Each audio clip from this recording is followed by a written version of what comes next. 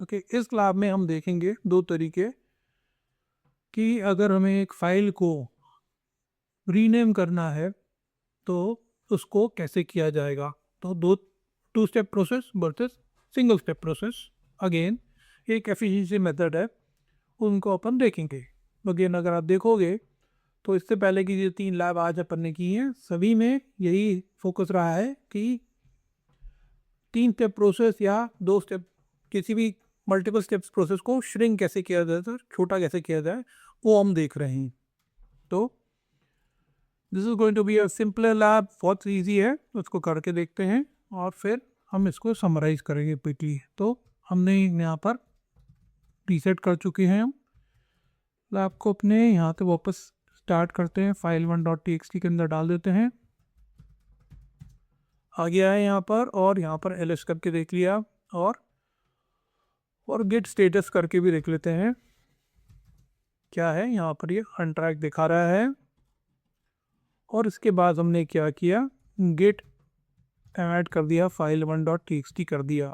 Okay, और इस स्थिति में ये जो फाइल है हमें ऐसी दिखाएगी, ऐसा। ठीक है, file is added to the staging, इसका मतलब ये हो गया, और फाइल इज नॉट ट्रैक्ड, ये दोनों चीज़ें हो गई हैं। ठीक है, और इसका लॉन्ग फॉर्म जो डिटेल वर्जन है ये हमें दिखा देता है याद। अब यहाँ पर हम चाहते हैं कि हमने क्या किया, लिनक्स कमांड जो होता है, मूव कमांड, क्लियर कर दो स्क्रीन को। अभी मेरे पास ये फाइल यहाँ पर है, कहाँ पर, वर्किंग डायरेक्टरी में। अब मैंने इसका अगर लिनक्स कमांड के थ्रू नाम चेंज किया, फाइल 1, अभी गिट को क्या पता है, गिट किस चीज़ को ट्रैक कर रहा है, गिट को जानकारी है कि वर्किंग डायरेक्टरी में फाइल 1.txt है और स्टेजिंग एरिया में भी फाइल 1.txt है। गिट ls फाइल्स करके देख लेते हैं, तो ये दे रहा है इसको।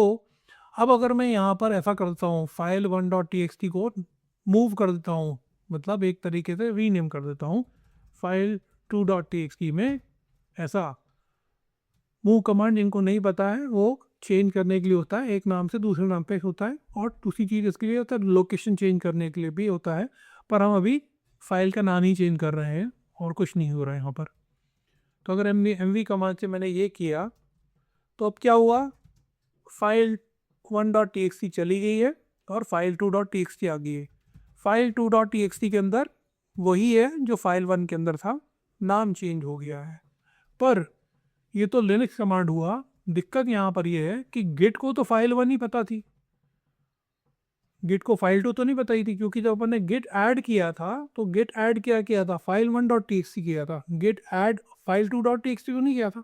तो गिट की मेमोरी में तो यही है कि भैया मैं तो ट्रैक कर रहा था फाइल 1 को, ठीक है ना, क्योंकि अपन ने कराया था ना यहाँ पर इसको ट्रैक फाइल 1.txt को गिट ऐड के थ्रू। तो वहाँ दिक्कत है। तो अगर इस कंडीशन पे अगर मैं गिट स्टेटस करता हूँ माइनस एस, तो ये क्या बोलेगा, ये दिक्कत करेगा, बोलेगा फाइल 2 जो है वो अनट्रैक्ड है, और फाइल 1 के बारे में देखता है क्या बोलेगा कि वो शायद डिलीट हो गई है। ठीक है, ये बोलता है कि मेरे यहाँ पे फाइल 1 की बात करें अपन, तो बोलता है मेरे स्टेजिंग एरिया में, तो क्या स्टेजिंग एरिया में तो मेरे पास है, साइज करके देख लेते हैं, फाइल 1 है। क्या इंडिकेट करता है, फाइल 1 की बात करना है यहाँ पर, ध्यान दो। ठीक है, फाइल 1 है ए, पर जो दूसरा कॉलम है डी, मतलब वो बोलता है कि वर्किंग डायरेक्टरी में ये फाइल डिलीट हो गई है।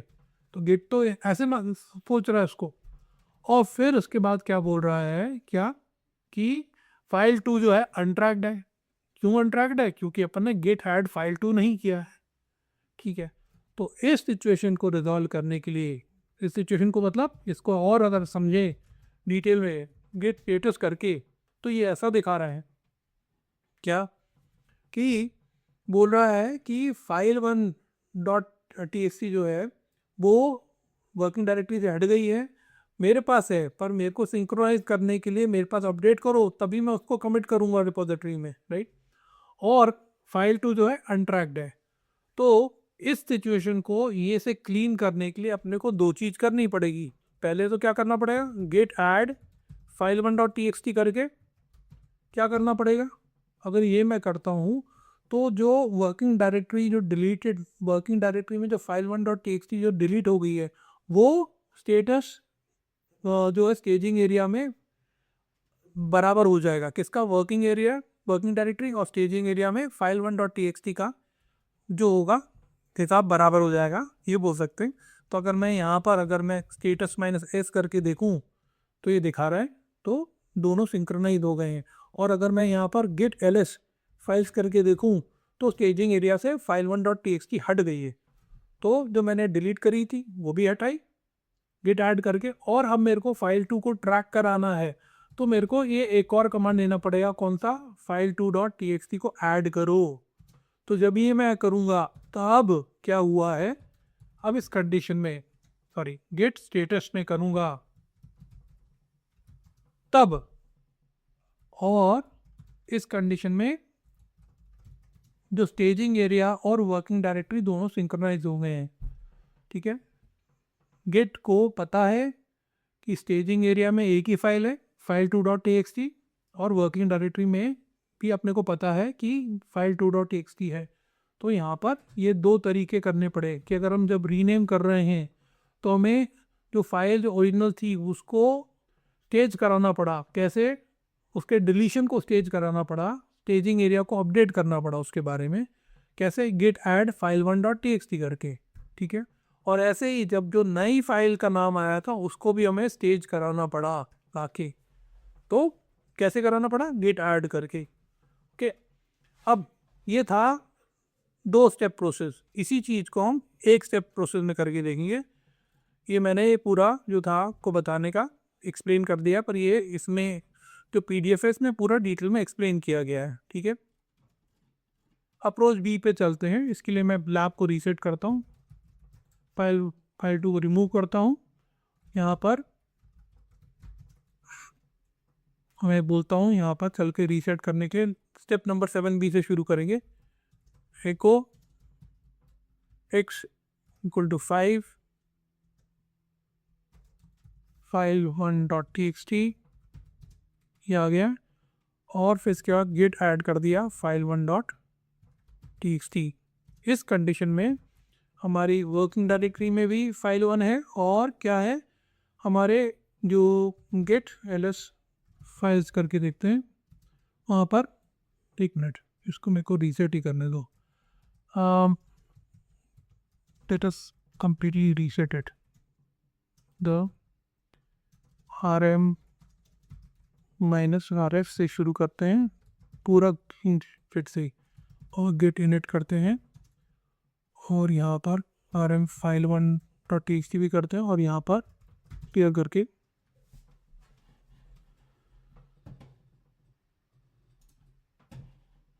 ऑलराइट। तो अभी हम कंटिन्यू करते हैं यहाँ पर, और मैंने लैब को रीसेट कर लिया है, और रीसेट कर लिया मतलब क्लीन कर दिया। यहाँ से शुरू करते हैं वापस। एको x = 5 करके फाइल 1.txt पे शुरू किया, फिर गेट ऐड किया फाइल 1.txt, ये हो गया। अब यहाँ पर हमारी दूसरी अप्रोच शुरू होती है। एक बार इसको चेक कर लिया, यहाँ पर है, और गेट ls फाइल्स करके देख लिया तो यहाँ पर फाइल 1.txt है, यहाँ पर फाइल 2.txt नहीं है। ओके, और गेट स्टेटस भी करके देख लो, भी करके देख लिया तो यहाँ पर ये दिखा रहा है। अब जो हमारा जो कट वाला कमांड है मूव करने का, वो तरीका क्या है? वो ये है, गेट का कमांड मूव करना है, लिनक्स का कमांड मूव नहीं करना। फ़र्क ये था कि लिनक्स के कमांड में अपन ये देते mv फाइल 1.txt तो फाइल 2.txt, इसके बदले हमें यूज़ करना है गेट, ये वाला कमांड यूज़ करना है। और जब हम ये करते हैं तो सब काम हमारा ऑटोमेटिकली यहाँ पर हो जाएगा। वो क्या हो जाएगा? पहली बात तो हमारी वर्किंग डायरेक्टरी जो फाइल है वो फाइल 1 से कन्वर्ट होके फाइल 2 में आ जाएगी, और इसके हम कंटेंट भी देख लेते हैं। फाइल 2.txt ये आ गया।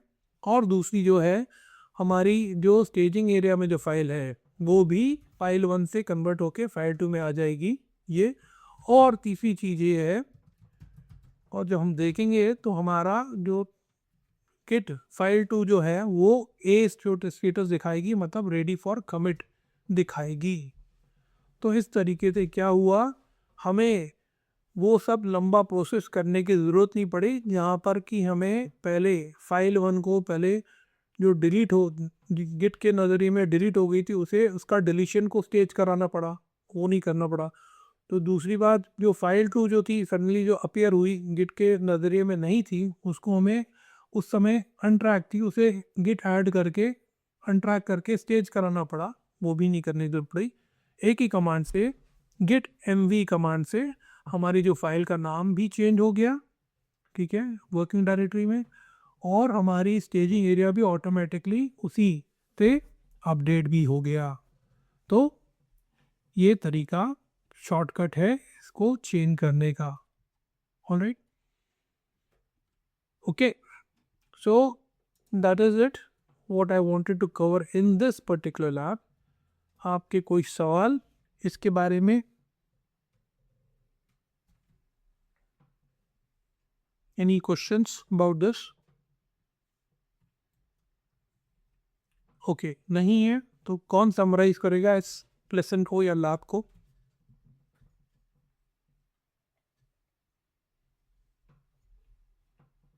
एनीवन? सर किंचक। बोलो बेटा।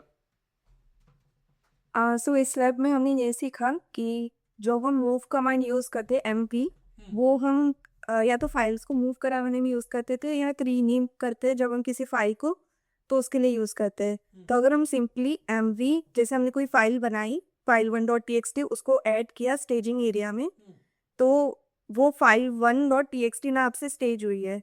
लेकिन अगर हम उसे रीनेम कर रहे हैं हमारी वर्किंग डायरेक्टरी में using the command mv file1.txt and then another name, तो वर्किंग डायरेक्टरी में रीनेम हो गई है। बट उसे अगर हमें स्टेजिंग में भी रीनेम कराना है, मतलब जो हमने मॉडिफिकेशन किया है, तो हमें ऐड यूज़ करना पड़ेगा एक और बार उसके लिए। So instead of using git add again, हम शुरू में ही गिट mv file1.txt और फिर जिस नाम से रीनेम कराना है वो नाम लिख सकते हैं। जिससे हमारा जो वर्किंग डायरेक्टरी से स्टेजिंग एरिया में हम कर देते मॉडिफिकेशन पर, वो हमें करने की ज़रूरत नहीं पड़ेगी। हमारा जो फाइल 1 है वो डिलीशन भी अपने आप हो जाएगा उस फाइल का, और जो एडिशन ऑफ न्यू फाइल है, मतलब रीनेम हुई वाली फाइल है, वो भी ऑटोमेटिकली हो जाएगा इस कमांड से। ठीक है, अब स्टेज ही हो जाएगा, राइट? हाँ, बढ़िया। Alright, any other doubts, any questions you have regarding this lesson? Anyone?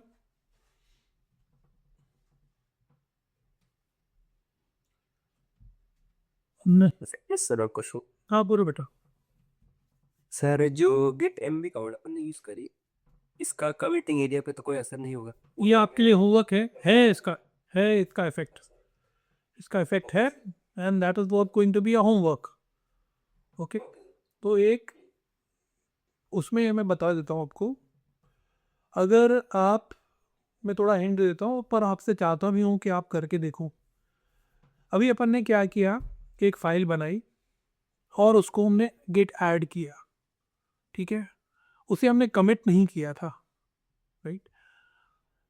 और जब हमने गिट mv करके फाइल को रीनेम किया, तो गिट स्टेटस -s में जो फाइल 1.txt के आगे ग्रीन a आ रहा था, ये मॉडिफिकेशन करने के बाद गिट mv फाइल 1.txt से फाइल 2.txt करने पे अब गिट स्टेटस -s जो आएगा वो a आएगा, ग्रीन a फर्स्ट कॉलम में, सेकंड कॉलम ब्लैंक, और थर्ड को, और उसके बाद फाइल 2.txt दिखाएगा। ये था जब अपन ने फाइल को कमिट नहीं किया है। पर ऑब्वियसली मैं आपको होमवर्क दे रहा हूँ कि आप करके देखना। पर अगर आप, ठीक है,